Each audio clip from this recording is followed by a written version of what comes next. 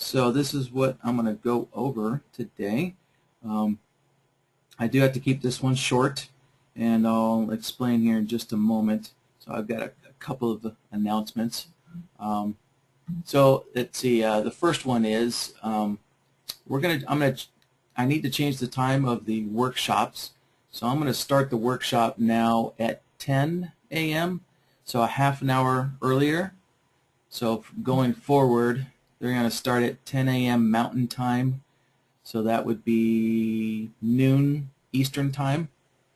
And we'll be sending out an email with that time change notice. All right, so that's first announcement. Second one, I've asked this before, and so I'm going to repeat this. If there's any NinjaScript coders out there that would, like to kind of contribute to the community, and maybe the possibility of doing a little side work, for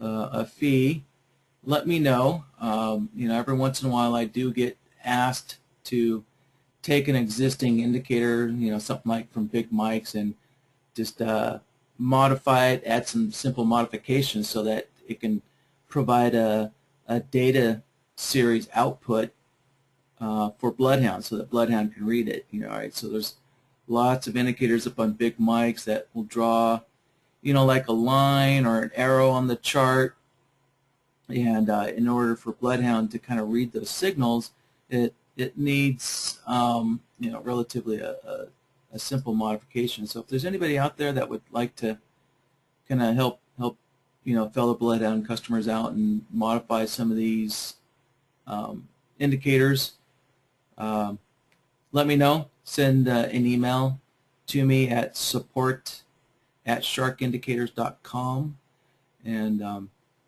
that way I just kind of like to have a little quick chat, see what your skill level is. And also I do get asked, if we do programming for a fee, and so I'd like to find somebody that I could refer to. Right now we have been referring people to affordableindicators.com. So Jeremy had a quick meeting with him, and I think he's been in business for a while. So he seems like a pretty good NinjaScript coder. And then kind of along the same lines, I'll announce this again. I'm looking for people who would like to build BloodHound systems for other customers, for a nominal fee as well. So I don't know if Pam is with us today, but Pam, I still haven't met with the other customer, so I'm going to do that tomorrow morning. So hopefully, Pam, I'll get back to you by this weekend or so and let you know how that goes. All right. Well, so that's it for the announcements, and so I don't see any questions coming in. So I'll get started with today's demonstration. So this was a question that came in. Shoot, I don't remember the customer's name. I kind of like to give credit to the customer, but I'm drawing a blank right now. So this was kind of his question here. I cleaned it up a little bit. So it's just pretty, I think this is a fairly standard system that's probably being taught because it's using the WoodiesCCI. And so on the chart here, you'll see here's the WoodiesCCI. Very colorful, very pretty on the chart. And the system uses this yellow bar here, which is when the CCI crosses the zero line. All right, so the zero line is indicated here by the red and the green squares. And so when it crosses this, you wait for the 5th bar count before you actually go into the trade, as long as other conditions are met as well. Then you go into the trade, right? So there's this yellow bar here, and then there's this up yellow bar here indicating the 5th bar with the CCI above the zero line. All right, here's another yellow bar below it. All right. So I think this is the main trigger of the signal, of the trade signal, and then there's a couple of filters used with it, right? So the original question was using the ATR trailing stop, but I don't have that indicator I don't have that indicator on my system here. So I'm just using the ParabolicSAR, which is essentially kind of giving us mimicking similar behavior, right? So it just flip-flops above or below price, and that's what the ATR trailing stop does, if I remember correctly. And then at the end, we'll add in the Stochastic RSI as an additional filter. And then with time permitting, I'll kind of show various ways of how we can find this fifth bar after the crossover. So there's kind of a couple of ways I can think of to accomplish that main signal, waiting for 5 bars. So with time permitting, I'll cover that, and we'll look at some different ways to do that. Oh, so that's right. It was, thanks Tom for speaking up. It was Tom is the one that submitted this question here. And all right, so let's see. I'm going to remove BloodHound, and we'll kind of start from the beginning here. I'll add BloodHound to the system.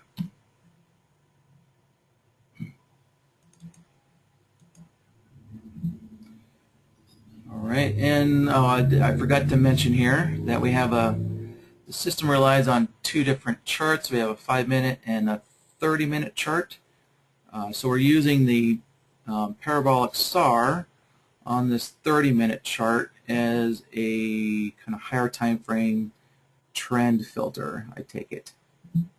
So we'll add that in as well. All right, so now that I have BloodHound on the chart here, let me, excuse me, I was closing the window. It's a nice day out today, and I was getting a cool breeze, but there's a little bit of noise outside, so I have to close the window. All right, so I'm going to click on the button here, bring up the interface, and we'll start working on building our first condition of the CCI.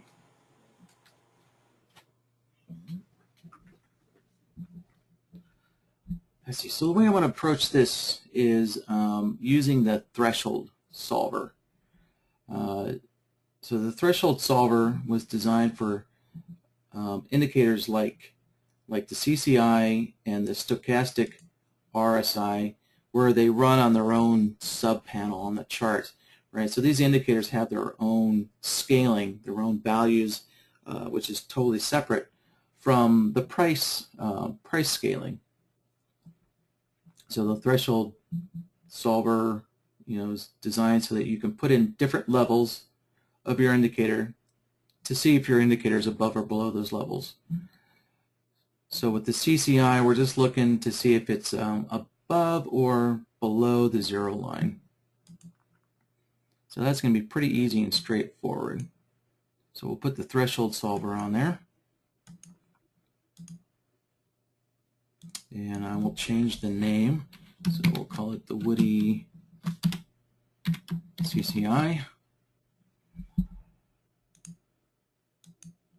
And I'll get this changed over here. There we go. There's the WoodiesCCI. And I believe we're looking at the CCI plot, not the turbo. And the default values for the thresholds are all set to 0, so we don't have to change anything here because we're looking to see if we're above or below the 0 line. And we're going to typically want a, let's see, well, actually, no, I think this is reversed. Let me read the directions again here. All right, so we're actually working on this second section right here. So we want to go short the 5th bar above the 0 line. Yeah, so we're kind of building the signal in an opposite direction. You know, a lot of indicators you want to go long when you're above the 0 line, but in this case, we're actually looking for a counter trend signal. So we're going to go short here when we're at 0. So remember, A refers to this threshold up here, so it's set to 0. So when we're at 0 or greater, that means we're above the 0 line and we want a short value. And then for the longs, when we're at E, and remember E is represented by 0 as well. So when we're at 0 or less, we're going to want a long. So we kind of set this up opposite. And so let's stretch out the CCI here. So you can see as soon as we cross below the 0 line, we're getting a long output from this solver. And as soon as we cross above, we're getting a short output. So we're kind of working in an opposite opposite fashion here. And so the next step is we want to wait until the 5th bar. So to do that, I'm going to have to switch over to the logic board now. So let's create a new logic here, and I'll just call it the name of the indicator, I guess. I'm not sure if this signal actually has a particular name, but this will work. And next, I'll drop down our existing node. I'll add our existing node to the board here. Let me connect it up. And all right, so we can see it's all working good. All right, so now back to finding the 5th bar. So the simplest way I could come up with is we'll just use the look back function node.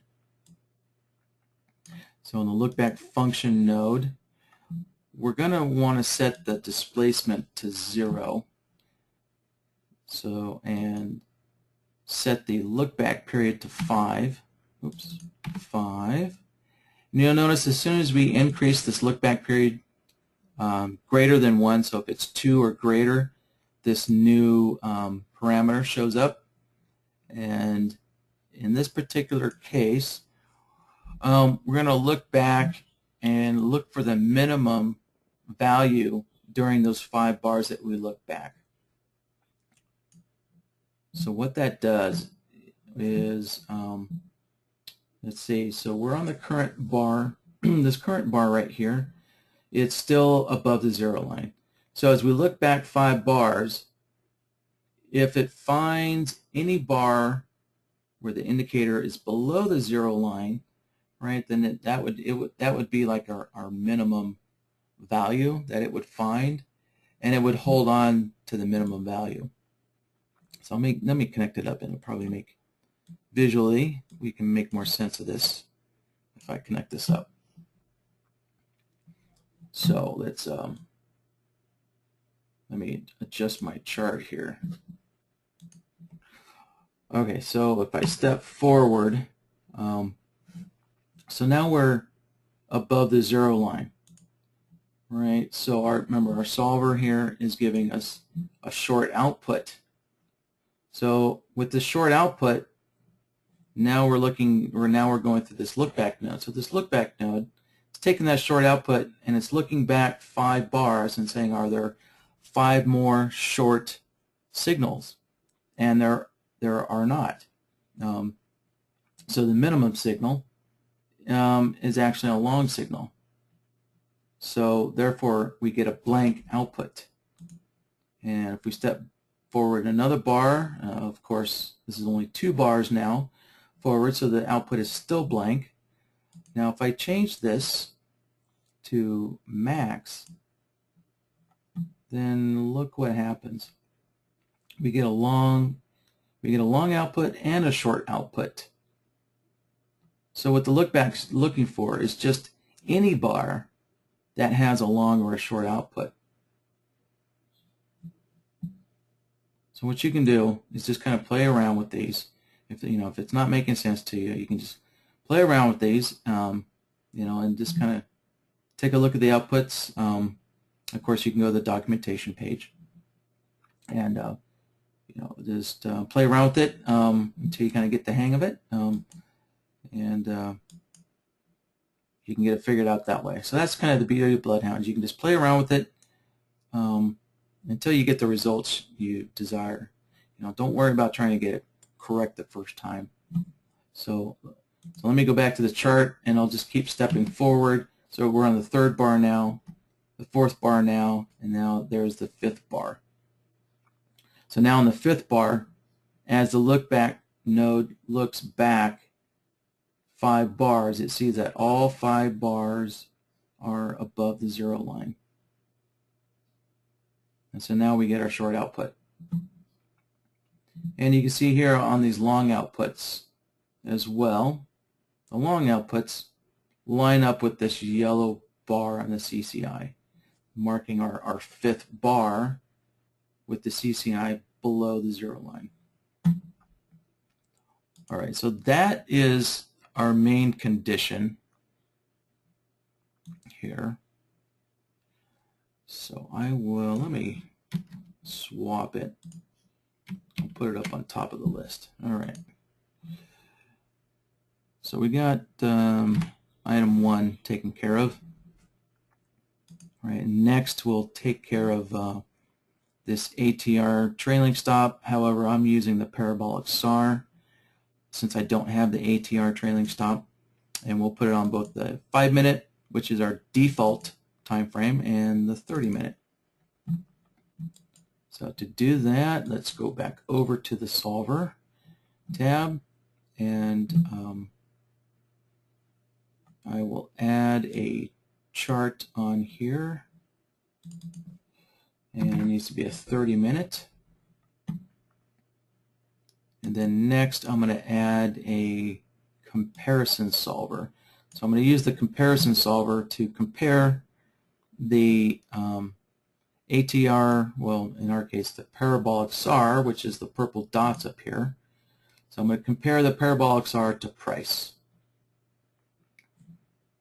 So I'm going to use the comparison here. I'll add that on there. All right, so you can see I had the 30-minute selected, so that when I hit the add button, it actually dropped it into the 30-minute. If I got that wrong, I could just use the up button, and you see now it's switched it over to the default time frame. So let me set this up. I'll kind of begin to set it up a little bit on the solver tab. So this is the ParabolicSAR, and I kind of like to keep the name short, so I'll shorten that up. And so I'm going to be comparing price to the ParabolicSAR. So I'm going to take a shortcut here and change our type to the closing price, and then I'll put the ParabolicSAR down there in indicator B. And I'm just using the default parameters here, and there's only one plot, so that's done for us. All right, that's it. So that's done. And so with that done, unfortunately I can't test it in the solver tab anymore because I have a logic board created. So as soon as you create a logic board, the only results you see on the chart are what's connected up to the result node. So when you're working on the solver tab, turning everything off has no effect anymore as far as what you see on the chart. Let me turn everything. Well, actually, it doesn't matter if I turn everything on or off anymore. So before, you'll see I have to refresh the chart because I added the 30-minute time frame to our data set. And so in order to actually get this 30-minute data, NinjaTrader has to build that data. And so to get the way NinjaTrader builds it is you have to refresh your chart. So, but before I do that, let me just make a copy of this, and I'm going to move it onto the 30-minute chart. So, all right, so I'll close this up, and yes, I should give this a name. So I will hit yes, and just going to scroll down here and take a name and just modify the date. So, all right, August 2nd. All right, now I can hit F5. All right, so that just loaded up the 30-minute data onto the chart and into BloodHound.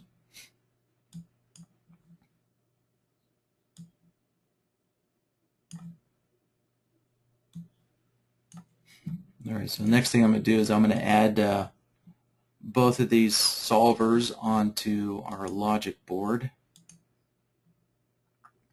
So now you see under our existing nodes, we now have two different time frames now. So we have the ParabolicSAR from the default time frame, right, which is our 5-minute chart here. And then we also have the 30-minute chart with the ParabolicSAR on it as well. And you'll see that this node here says 30-minute right above it. So it tells us it's on that 30-minute chart. So let's take a look.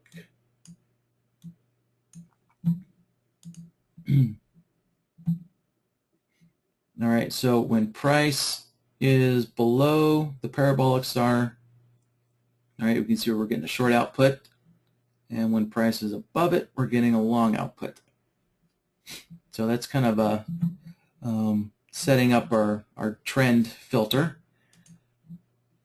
So let's see here. Yep. So in item number 2, we want to go short if both the 5-minute and the 30-minute, and in our case the ParabolicSAR indicators are short or vice versa. So since this doesn't say exactly what short means, I'm defining short as price being below the indicator. So on kind of a side note, you know, writing your system out can really help you build it as well. And when you write it out, as you can see, it just says when the indicators are short. That's subjective. Somebody could well, as with the CCI, we're actually using the CCI in kind of an opposite way. So when the CCI is below the 0 line, we actually are using that as a long signal and long indication. That's when we want our long trade.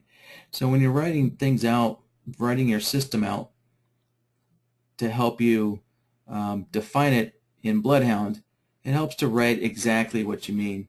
So in this case, instead of saying when the indicators are short, you would want to be more precise and say when price is below the indicator for a short.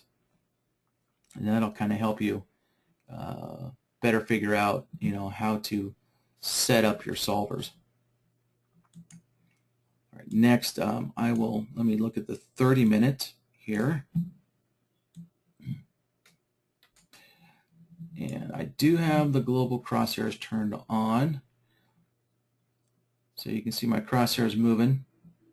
And so in this red, in this short output here by BloodHound, you can see on the 30-minute chart, we're below the 30-minute chart's ParabolicSAR, and then this green section here is the, let's see what we got, like 5 bars on the 30-minute chart. We have 5 bars that are giving us a long trend indication on the 30-minute chart in this green section here on the 5-minute chart.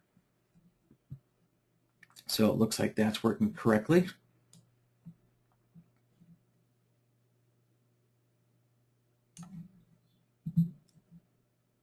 Now the next step is, you know, the CCI indicator and our, in our case, the parabolic SAR indicator have to be in agreement.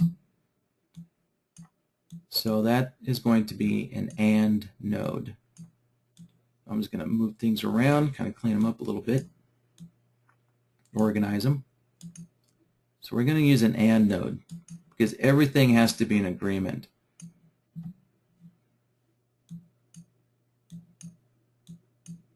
So let's just kind of take a look at the parabolic SAR on both the 5 and the 30 minute and see when they're in agreement.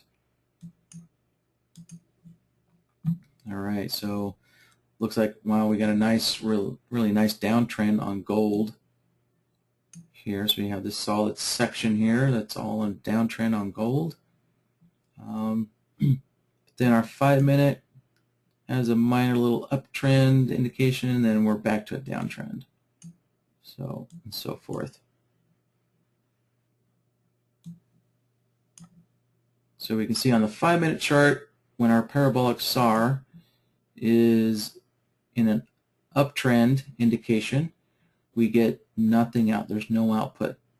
So because the parabolic SAR is giving us a long signal on the 5 minute chart, but on the 30 minute chart, we're getting a short signal. So they're in disagreement, and therefore with the AND node, there's no output when they're in disagreement. All right, next, we'll add to this and look for the signal.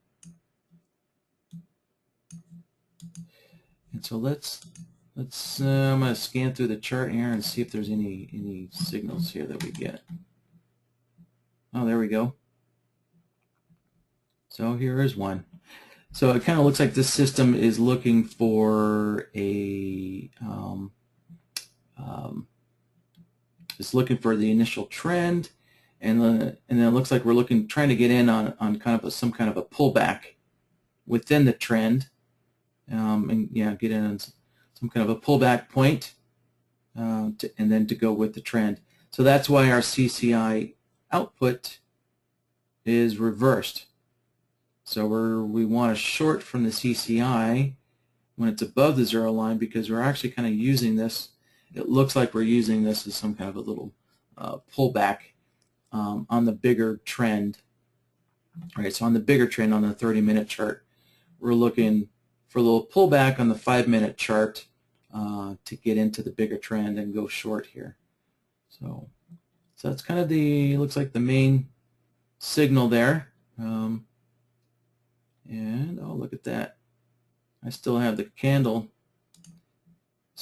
candlestick pattern indicator from last week. So let me go and pull that off here. Yep. That was left on there from last week. And all right, that looks good. So yeah, all right, looks like we had another little pullback signal or retracement signal, and there's another one. Let's take a look. Yeah, so on the 30 minute chart,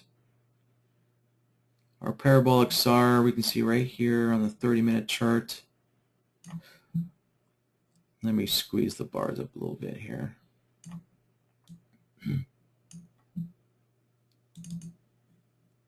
Check my session template. Okay. Yep. Wow, it just looks like gold has really been pretty volatile lately. So in the 30 minute chart, we have this section here that's in an uptrend here, as we can see. And so on our 5 minute chart, it looks like it found a little retracement trade to go long on that.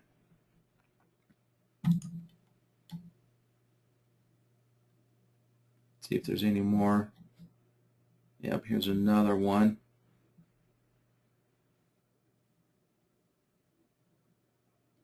And oh yeah, it looks like it found this long pullback signal just before the 30-minute time frame switched over to a short trend.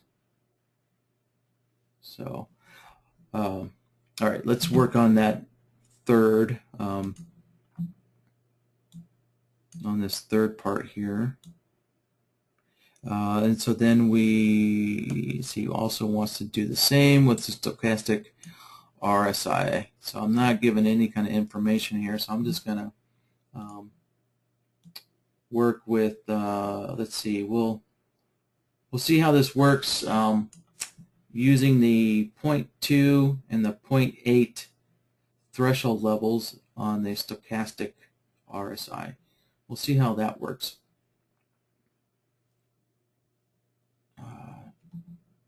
Well, let me kind of go through the signals here. So,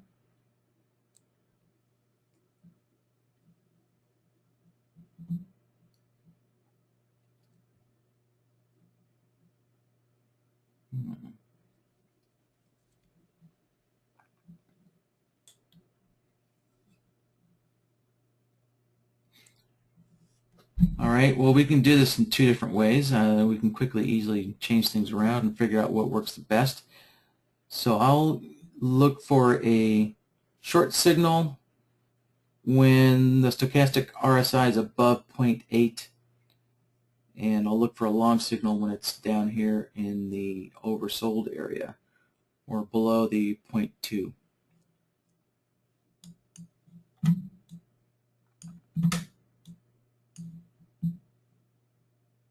So this time I'm just going to start on the logic board, and I will just add a new threshold solver on the default time frame. So you can see now we have a default time frame here, and then we also have a 30-minute time frame, and so we can create a new solver on either one of these time frames here. So this is where our existing nodes are over here, and these two pull-out menus are going to be for creating new solvers. So I'm going to go to our default time frame, which is the 5-minute chart, drop a threshold solver down here, and I'm going to plug it straight in, and that way I can see what's happening on the chart as I'm actually building this solver. So let's switch this over to the stochastic RSI, and I'm just using the default period, and it only has one plot. Everything's set, and so now we need to set this up as a our threshold is going to be the 0.8, right, which is the two red lines here, 0.8 and 0.2. Now I'm going to go 0.8, and I'm gonna set up the threshold solver so that it gives us a digital type output. So which means I'm going to put a 0.8 in there twice, and now I have to put a middle value in there. I can't leave this 0. So I'm going to use 0.5 as our middle value, and then put 0.2 and 0.2. So I can't leave this 0. With the threshold solver, you have to put values in here in a descending order. So if I left 0, then you would get some really weird results, and it wouldn't quite work correctly. And next, I need to define our outputs. So what did I say? I'm looking for a short when we're in the overbought area. So I want a short when we're at 0.8 or greater. And when we're in the oversold area, or when we're at 0.2 or less, I want a long when we're in the oversold area. All right, so now there's our output, and it looks correct to me. That looks good. And all right, so kind of here's our main signal. And let's take a look if I connect this new filter in, this new trend filter, and it still validates this short signal here. I'm going to disconnect it and go back and find some of those other signals back here. All right, so here's another short signal. Let me connect this in and see what happens. All right, so the stochastic RSI did kind of filter out that short signal. And let's take a look at some of these others. Okay, there's a long signal. I'll connect this filter in, and it still got through. All right, so it kept that one. And I should give this a name.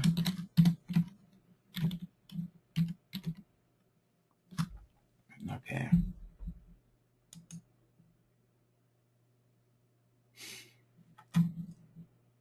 And let's go hunt down some other signals here. All right, there's a couple more long signals here. I'm going to make that green a little brighter on my chart. Let me switch this over to lime. There we go. Now the racing stripe's a little brighter on the black chart.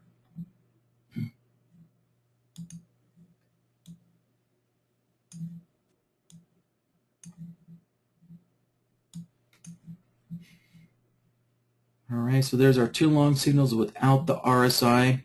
Let's connect this in here. And it filtered out one, which unfortunately looked like that was our good signal. And it kept this signal here, which didn't work out so well. But you know, that's just a part of trading. Not all of your signals are going to work out, of course. So the next logical step would to build yourself an exit condition, so that way you would get out of this trade as soon as the ParabolicSAR started indicating that you were in a short condition. So that way you'd exit this trade with a minimal loss there. All right, I'll just go find one more signal and we'll take a look. I think you guys get the point now. All right, so there's a bunch of long signals. Connect that in, and it kept two of them. It took out the earlier two. Yeah, so we can see we have two. Our long signals start right here and right here, but you can see our RSI is like really close to that 20 level, and because I put this in a digital mode, right, it got filtered out, so that looks like the RSI is just barely above the 0.2. So let's see if we can so we can use BloodHound's kind of fuzzy logic to help compensate for this you know, digital way that all computer processing works. And so BloodHound's fuzzy logic is to help us gain back these kind of good signals where your indicators are close, but they weren't exactly within your defined parameters. And so that's why this signal got cut out 2 bars early, because our RSI was just barely above 0.2, but we can use BloodHound's logic to get that signal back. So I still want to keep 0.2 in E, and I want to keep the 0.8 value in A, but I'm going to set this now to 0.5. So I still have to keep a value in the middle. I'll set that to 0.5. And what that does is, let's take a look at the threshold solver. Just directly look at the threshold solver, and now you can see the output of that solver. It has an analog type of look to it, and so we can see here as the stochastic RSI approaches 20, it still has enough of an output value to give us a long signal. Now if I stretch this out,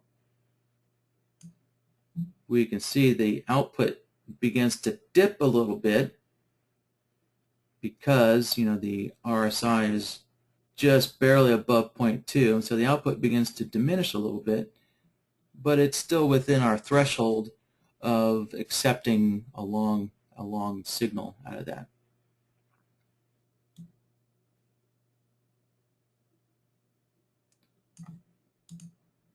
So in this way, in this format, we can use the fuzzy logic part of BloodHound and still allow this trade to go through on this earlier bar.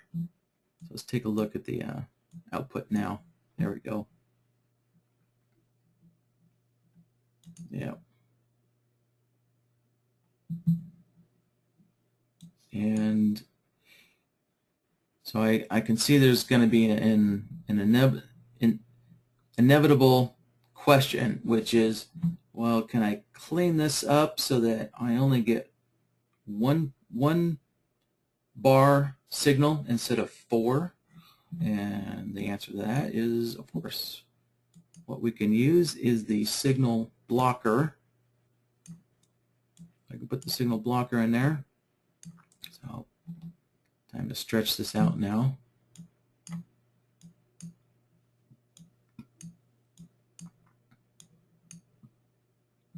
And luckily here in its default mode, it works just fine in its default mode.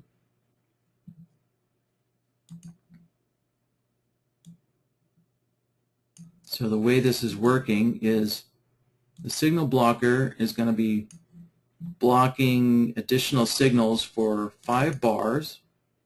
After that, it will stop blocking until another signal comes through it, and then it'll start blocking again for another 5 bars. And also some reset parameters that are set on here is when there is no signal coming in. So let's take a look at this here.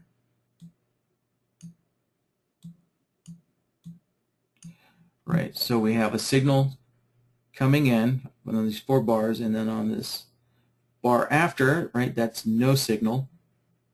And so with our signal blocker, with this set to true, with no signal, it would stop blocking signals as soon as there's a no signal value coming into that solver. It would stop blocking the signals.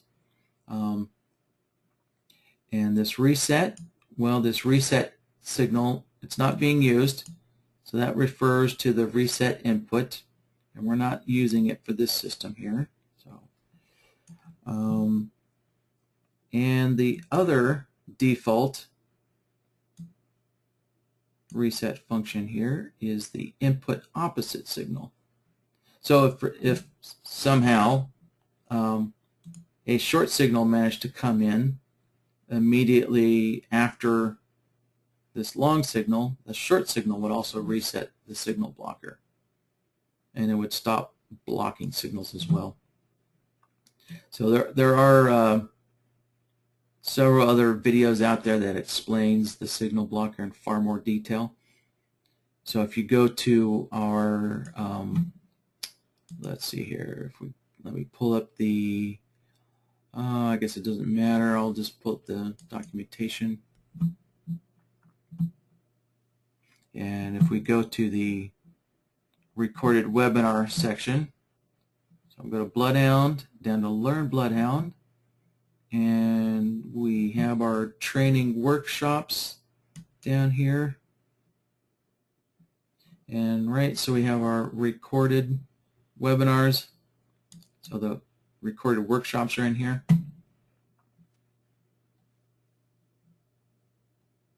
And so the function nodes are covered in January and February. They kind of bleed over from January into February. And that's where you can find videos on those on these function nodes here. So there, that signal blocker gave us a nice clean signal. And let me scroll back to the chart. Yeah, so there's another one. Just one signal, just one single bar of a long signal. And another nice clean bar. And there we go. There's a short. All right. So, all right. So I see I still have some. Yeah, I still have some time here. So I'm going to go and figure out different ways to kind of reconstruct this. And I'm just doing this just to expose different ways of building various conditions. So, but let's see. First, I think I see a question that popped up here, so let me take a look at this.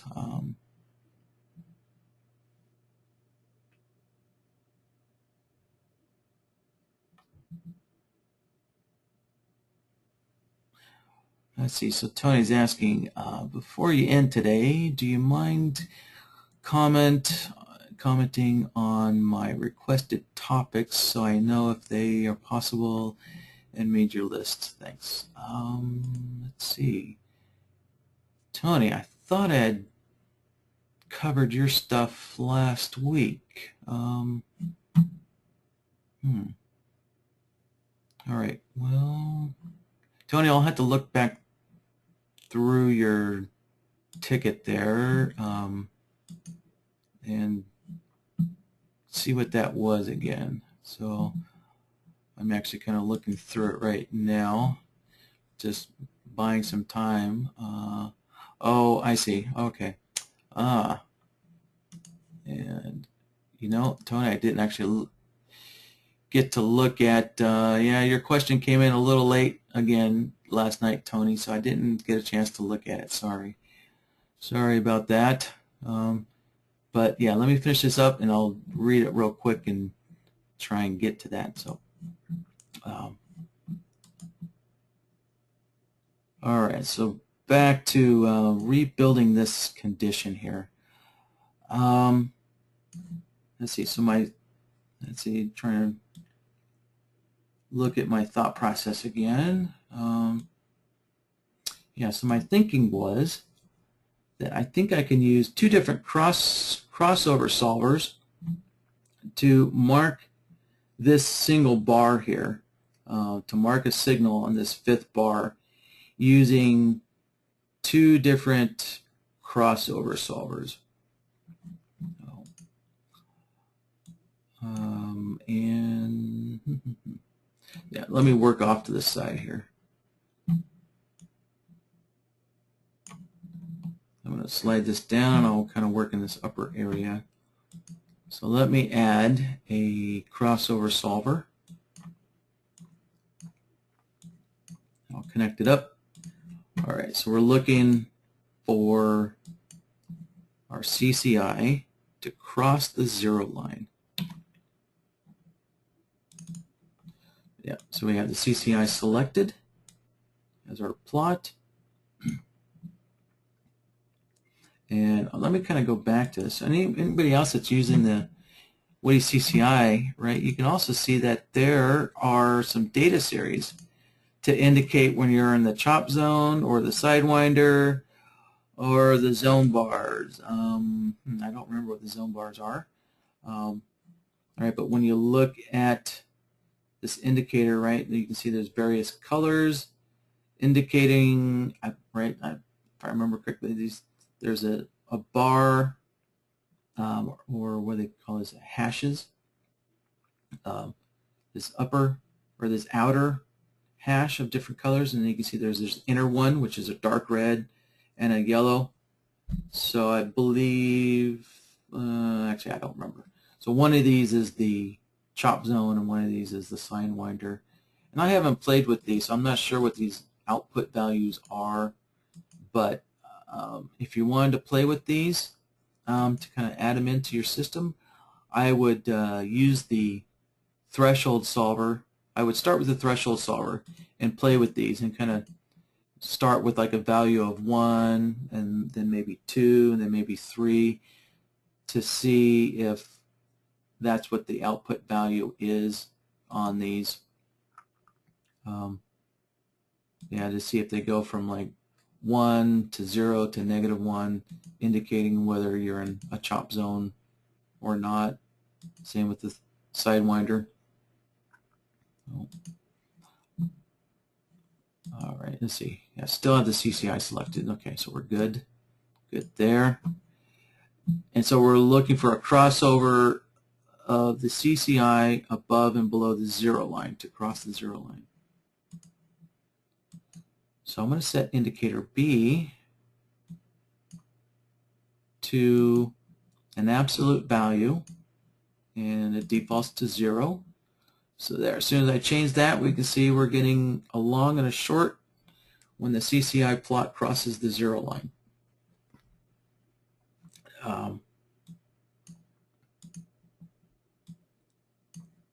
Now you can see it's giving us a signal right after it crosses the 0 line. But we want to wait until the 5th bar. So I could use the displacement and set this to 5, right, which will displace the signal 5 bars forward. And that's right. Oops, I need 4. That's right. The crossover doesn't. You don't get a crossover signal until the crossover actually occurs. So I need to subtract 1 from this value here. There. So now you can see we're the crossover solver is marking the yellow bars on the indicator, right, which is our 5th bar after the crossover. And you can see sometimes it doesn't always work because look, we have a long signal here and a short signal here, but there's no yellow bar. And this long and this short basically came from when the indicator just dipped above the 0 line and came back down again. So it kind of gave us a false signal here. So we need a secondary crossover to kind of filter out these incorrect signals here. So I'm going to create, actually I'm going to take a shortcut here and copy that solver, but first let me name this first. All right, it's WoodiesCCI crossover, and let's see, this one's actually a displacement of 4. So I'm going to indicate that. Next, I can take a little shortcut. So here's the solver I just made with our displacement of 4. I will copy it, and I will erase the name. Go back to the logic tab. And so now I'm going to go to my existing nodes. I'm working on my default time frame. And so there's that copy that I just made. All right, that's why I changed the name so I'd know which is which. Drop it on the board. There, now we plug it in. And with this one, I want to set my displacement back to 0. But what I want to use is I want to use a look back period. So I think, well, let me try a look back of 4. Nope. I need a look back of 5. So you can see now the look back period, effectively what it's doing is you can see it's extending our crossover signal forward 5 bars. So it's extending it forward 5 bars until we get to the yellow bar on the CCI, right? Our 5th bar above or below the 0 line. And interesting. It looks like the WoodiesCCI indicator has some kind of logic because this 5th bar over here, that bar is not yellow, it's still red. So I'm not sure what that logic is that's preventing that, so we'll just kind of have to go with what we've got. So now, as you're looking at this, you're probably figuring out that, oh look, I've got 2 solvers. One's actually giving a signal on the correct yellow bar, The other one's giving us continuous signals up to the yellow bar. So now if we combine the two together with an AND node, it'll create the signal that we want. So there's our single bar. Add that in, and there we go. So what it did is it cleaned up this long signal that we used to have here. So if I disconnect this one, right, we have this long signal here that's incorrect. And as far as our rules are, this short one's correct because it's 5 bars after crossing down. And so that kind of cleaned it up for us. So this was another way of building this signal right here, this system. So I will plug this in, and you can see it kind of gave us a cleaner signal building it the secondary way. Right, this way you can see it just after the 5th bar we're just getting one long continuous signal, which you may or may not want. I don't know, maybe you might want to, maybe you like it this way to kind of tell you when to keep staying in the trade. It depends on how you use it. Or if we use this way of finding our signal, then you wouldn't need the signal blocker. So look, I can build the same system here. All I have to do is connect this up, connect this ParabolicSAR up, and connect our Stochastic RSI up. And this is the same signal here.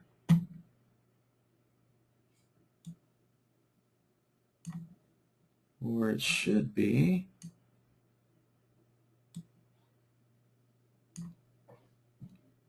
Oh,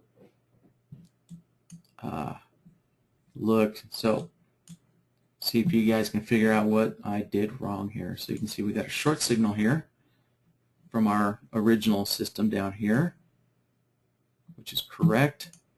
And when we look at this up here, there's no short signal. So let me start disconnecting these leaders. So look what happened. I set the crossover solvers up the wrong way. So we actually got a long signal here instead of a short signal. So let's go in and correct that real quick.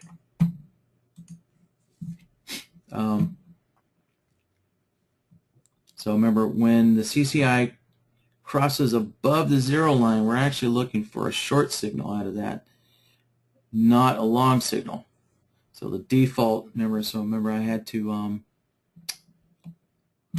this threshold solver here, I set our outputs kind of opposite of what indicators are traditionally set. I set it up kind of backwards or in reverse. And so I need to do the same thing with the crossover solvers. I need to set it up in reverse.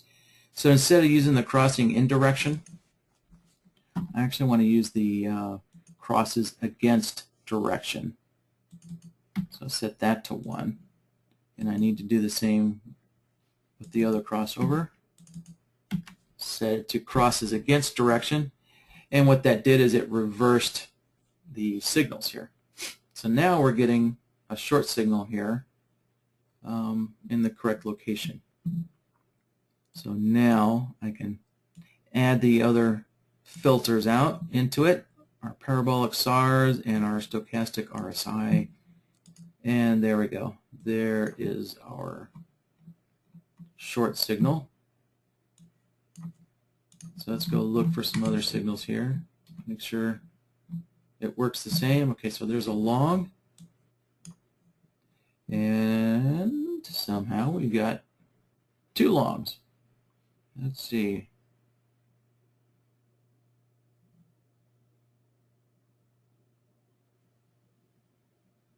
Three. So it looks like we got 1, 2, 3. So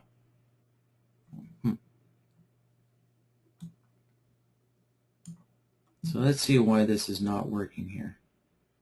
So you can see we're getting 2 long signals. One of them is incorrect. Yeah.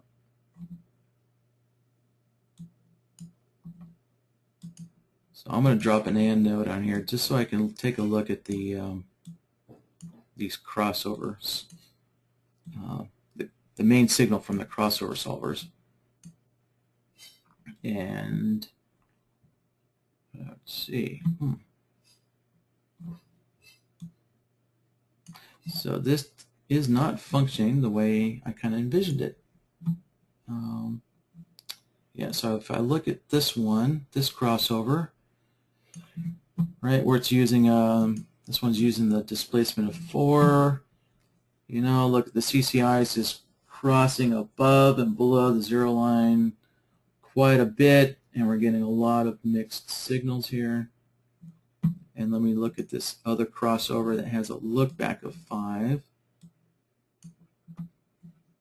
And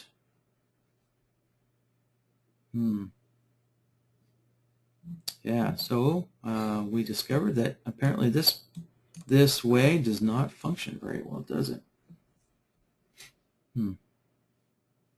So it looks like the easier way, my original way, was the best method.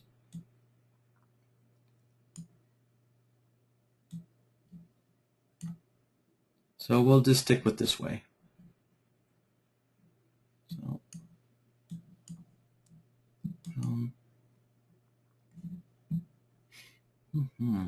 all right. Well, I think that kind of wraps it up for this. And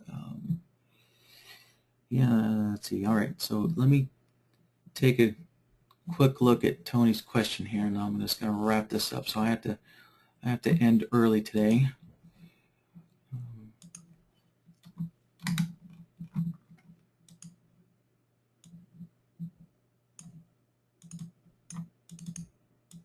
All right, so there's going to be a little pause here while I read through Tony's questions and try and get this answered here.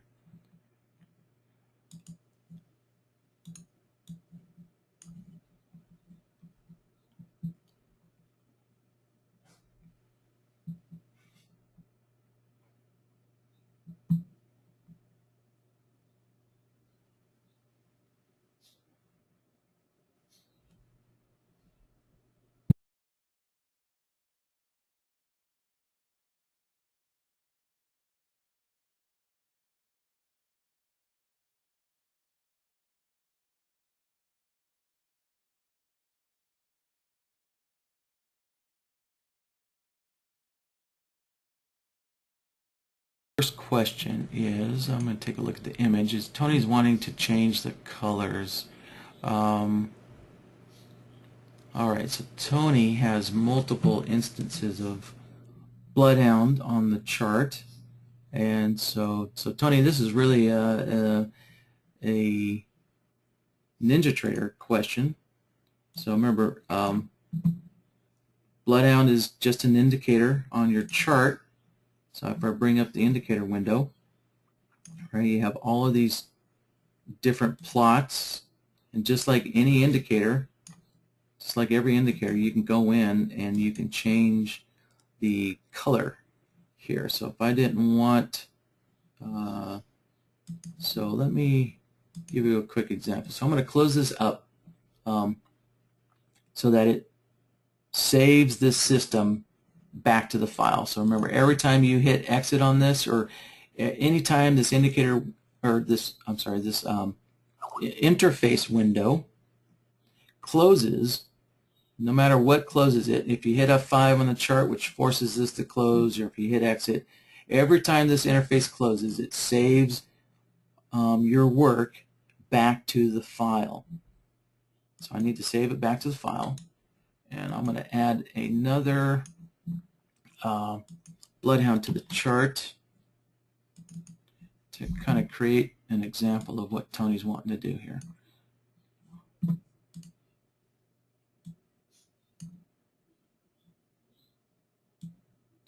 All right, so I have BloodHound up on top. You can see it's a different color, right? Still the lime, and the new BloodHound is the standard green color.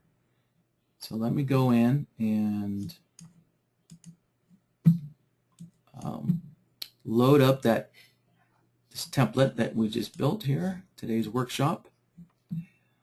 And I will go in and let's see. Now I'm going to change the output here. All right. Now you notice I changed the leader, but the BloodHound's output didn't change, and that's because I just loaded a new template, so I'm going to have to refresh the chart to load the data into this new BloodHound. So now just remember, I have to close this interface, so it's going to save this change I just made with this leader back to the file. All right, so it's going to overwrite. It's going to write this back to it. So just always keep that in mind. And now we can see down here it says I got to push F5 to load the new data. There. All right. So now you can see I have two BloodHounds, and they're running two different signals. And I can go into this BloodHound down here. And also you can see the new BloodHound that I just added to the chart now has control over the racing stripes. So NinjaTrader always gives the latest added indicator on your chart priority as to the racing stripes or shading the background. So if you have other third-party indicators that kind of shade the background like this, if you add them in after BloodHound, they're going to have priority, and they're going to be doing the shading on the background. So if you do, you'll need to add BloodHound last into your list here, so that BloodHound has the priority to shade the price area. All right, so back to what I was trying to explain here. So I can change, instead of green, let's say I want blue.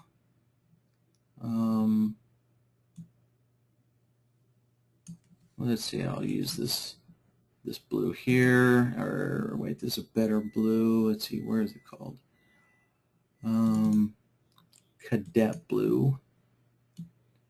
And I'll change my short confidence.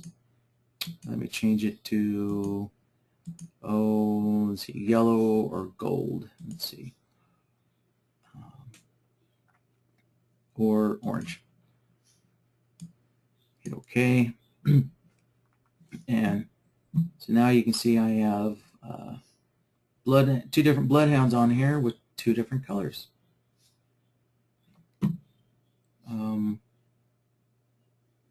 And just keep in mind that only one indicator on your chart is able to shade the entire chart like this. So the NinjaTrader only allows one indicator to take over the shading of the entire chart.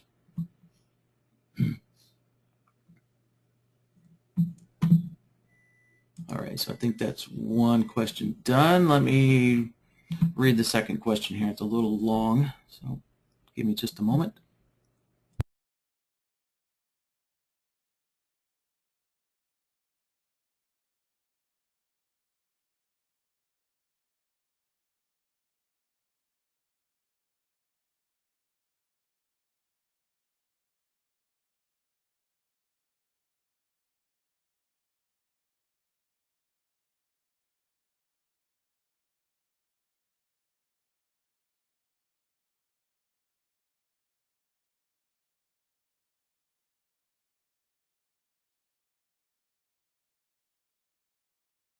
All right, so Tony's question is, let's see. He's asking, can I begin to do some logic detection based on certain color patterns of logic? So my initial answer to that is no.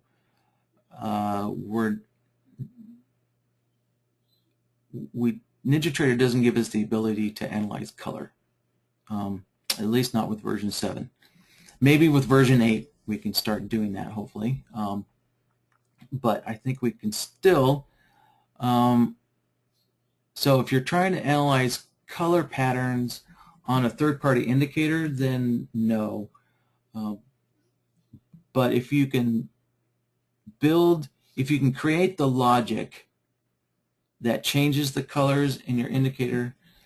So let's take, for example, the WoodiesCCI, right? So it gives us a color feedback. Like, for example, this yellow bar. We were able to build the logic that identified this yellow bar, which is the 5th bar after the CCI crossed.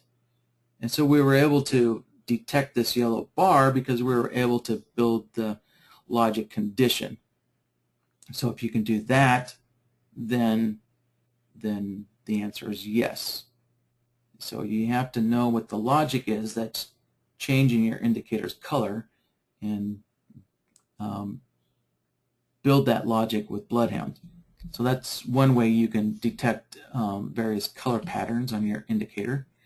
So then he follows up with if logic 1 just has red and there were at least 2 non-signals before, then, and logic 2 has had at least 2 red, then I want to do something.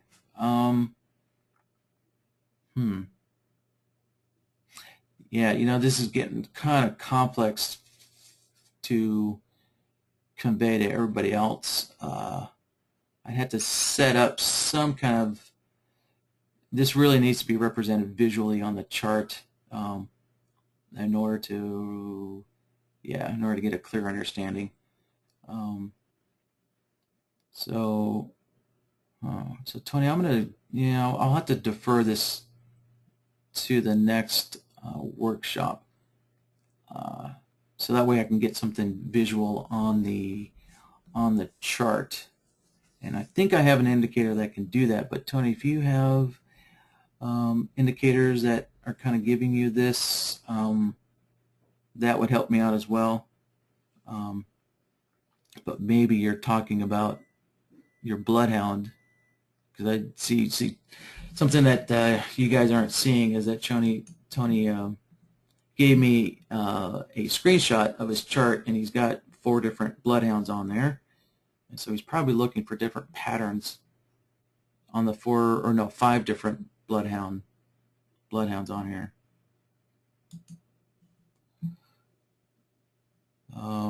Yeah, so Tony, I think I kind of need to probably work with you a little bit on this.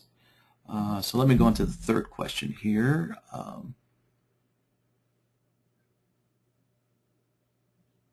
So, all right, saying I have submitted previously that if you could teach me how to do comparisons based on multiplication. Let's see, not based on number. Can I find out if my average true range is 2 times or longer than the ATR of 30 minutes ago? Right. Yeah, so Tony, I still haven't, math like that needs to be done in an indicator, right? Because that's what all these indicators are doing. All these indicators are just doing various mathematical formulas. And then BloodHound looks at various conditions of, how the data set is changing. So BloodHound doesn't do the math. So BloodHound, doesn't calculate the SMA, or it doesn't calculate the CCI math behind it. So that's kind of what you're wanting to do. And I haven't found, or I don't know of any indicator that would kind of do that percentage comparison that you're wanting. So what Tony's wanting to do is, let me put the ATR on the chart here. Let's see, where is it? There we go.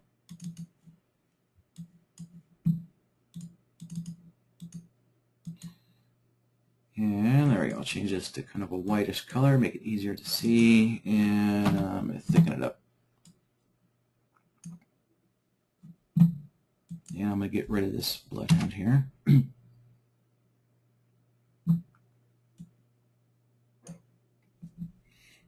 So what Tony's wanting to do is, right, you can see the ATR,